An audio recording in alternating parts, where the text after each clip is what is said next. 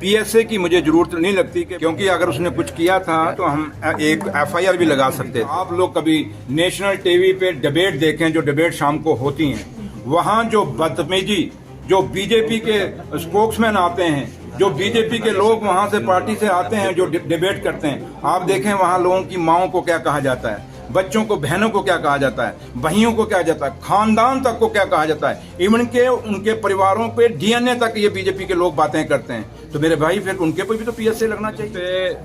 PSA लगा है, ये डेमोक्रेसी का कत्ल है, क्योंकि अगर उसने कुछ किया था तो हम एक एफआईआर भी लगा सकते थे और डिप्टी कमिश्नर डोडा को भी समझना चाहिए था और उसको इतना जल्दी रिएक्ट नहीं करना चाहिए था। और पीएसए की मुझे जरूरत नहीं लगती कि भाई पीएसए तभी लगता है जो आदमी समाज के लिए, सोसाइटी के लिए खतरा हो।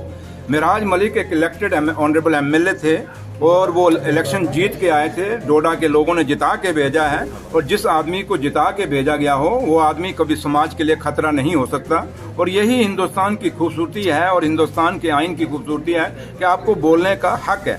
लेकिन जहाँ तक बदतमीजी का ताल्लुक है, अगर आप कहते हैं, मैं भी मानता हूँ कुछ शब्द, उनके वर्ड कुछ थे ऐसे जो लगते हैं हम सबको, आपको भी लगे होंगे कि गलत हैं। बट मैं एक चीज़ आपको पूछना चाहता हूँ बीजेपी के लोगों से कि आप बड़ी खुशियां मना रहे हैं कि पीएसए लगा है मिराज मलिक पे, तो एक बात याद रखना, आज दिन उधर है, कल दिन इधर भी आएगा।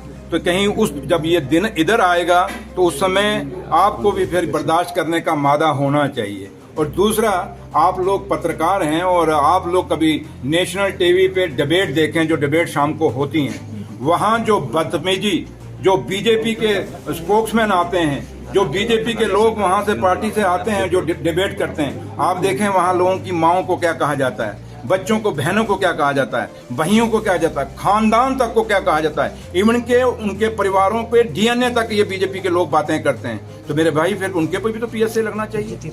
जो भी इस देश के अंदर हिंदू मुसलमान की बात करेगा, भाईचारे को तोड़ने की कोशिश करेगा या सरदारों के नाम पे कहीं इस भाईचारे को तोड़ने की कोशिश करेगा, जो भी ऐसी हरकत करना पे उन सब पे पीएसए लगाइए।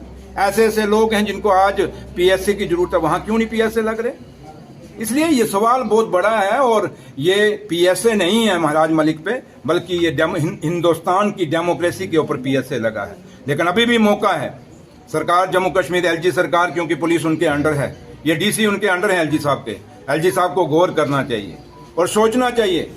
अगर मिराज मलिक ने कोई गलत बोला है तो एक सिंपल एफआईआर भी लग सकती थी। पीएसए जितना बड़ा स्टेप लेने की जरूरत नहीं थी और रातों रात उसको भद्रवाह से लेके फिर कठुआ तक आप लेके आए। ये कौन सा, वो क्या क्रिमिनल है? क्या वो देशद्रोही है? क्या उसने कोई कत्ल किया है? क्या उसने कोई मिलिटेंट अटैक किया है? ऐसे तो आप कभी मिलिटेंट को भी लेके नहीं जाते आप।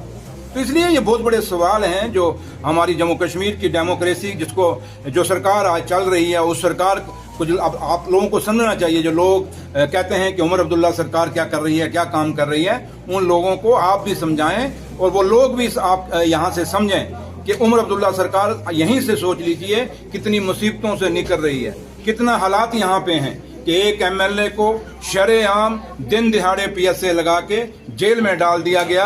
तो आप क्या उम्मीद करते हैं कि जम्मू कश्मीर में क्या एक डेमोक्रेटिक चुनी हुई सरकार की कहीं कदर है? एक चुने हुए लोगों का मैंडेट जो आया है, उस मैंडेट की कदर क्या यहाँ एलजी सरकार के पास है? अगर है तो मैं आज भी एलजी साहब से अपील करूंगा कि मिराज मलिक का जो पीएसए है इसको रिवोक करिए और उसको बाहर आने दीजिए और बात रखने का हक सबको है। और अगर बदतमीजी की बात है तो फिर हर उस आदमी पे, चाहे वो हिंदुस्तान के किसी भी कोने पे है, वो अगर गाली गलौज करता है, चाहे किसी भी पार्टी का है, तो उसके ऊपर भी पीएसए लगना चाहिए।